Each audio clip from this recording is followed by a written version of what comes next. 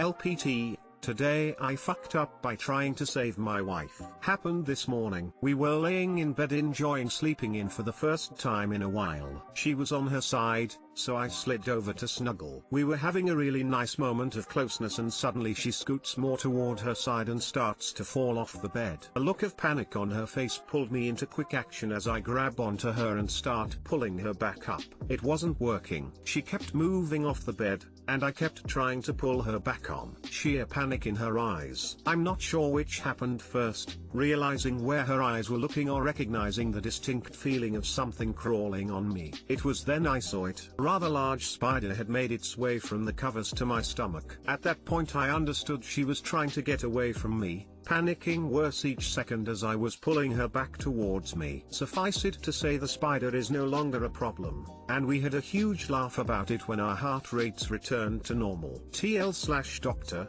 a spider was crawling towards my wife in bed. I didn't know. She tries to get away while I try to prevent her from falling off the bed. I think the focal point of this story needs to be how your wife was legit ready to leave you to the whims of said spider. You don't need to run faster than the spider, just faster than your husband. Man, spiders in the bed are probably my biggest fear. Info, was the spider moving up or moving down? So she left you to fight spider all alone? I assume your house is now burned to the ground, just to be sure. I did conspicuously leave out that part. LPT, today I fucked up by giving my cat a nickname. In the span of having my cat, he has acquired many nicknames, but none have stuck quite like my favorite. Innocently, I started calling him Rufus, for God knows what reason. That evolved into Rufus Boofus, and eventually got shortened to just Boof. Ah yes, finally a short, one-syllable nickname. Perfect for when I'm being his hype man. He's the Boof man. Giving him butt scratches, big booty Boof. When he sits on the top step surveying his kingdom. Boofasa. Well, today in casual conversation at work, pet nicknames came up and it was my time to shine, until I got a few weird looks. It turns out that Boof means to have anal sex or to abuse any licit or illicit substance via insertion into one's rectum according to the World Wide Web. I guess it's time to find a new nickname for my cat. Too long didn't read. I've been calling my cat variations of Boof, which means to have anal sex or put drugs up your ass. I must see the Boof man. I request cat tax. My grand cat is named Miles. The poor little guy gets called so many different things. I don't think any of them are bad or have another meaning though. It's a wonder he knows we are talking to him. Miles, Milo, Marvin, Melvin, Michael, Mike, Martin, Marshawn, Marcus, Demarcus, Milton, and Baby. I think that's it. One of my cats renamed himself to Ben because he'd hear me say "then," Spanish for come here, and he would show up. So then I started calling him Benjamin Chewbacca Solo as a joke to see if he'd answer to it, and he did, as soon as he heard that he'd appear. His name on all official vet documents is Pelusa, his original name, but his tag now says Ben Pelusa Solo. If I use Benjamin Pelusa Chewbacca Solo though, he knows that he fucked up XD.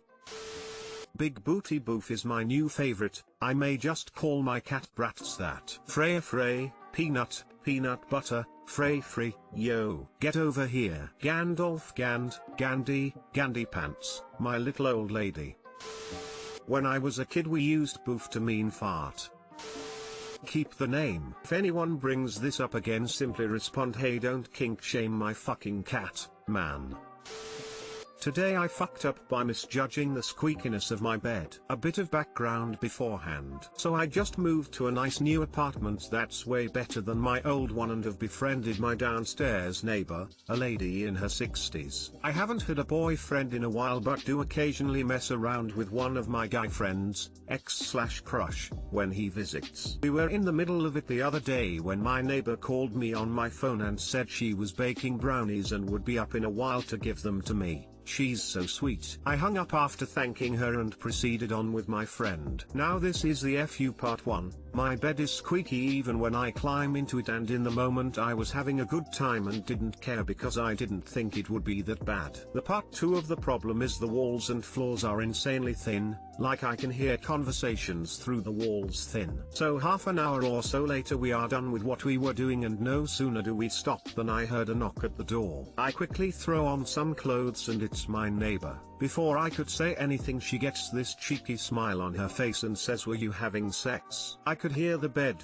That was fast. I didn't know whether to laugh it off or die of embarrassment. I get back upstairs. I'm on the 2nd floor and there's a staircase to the entrance, and my friend is cracking up laughing. So yes, too long didn't read. I didn't mind the squeaky bed, and my older neighbor told me she heard me having sex. Edit, the brownies were delicious.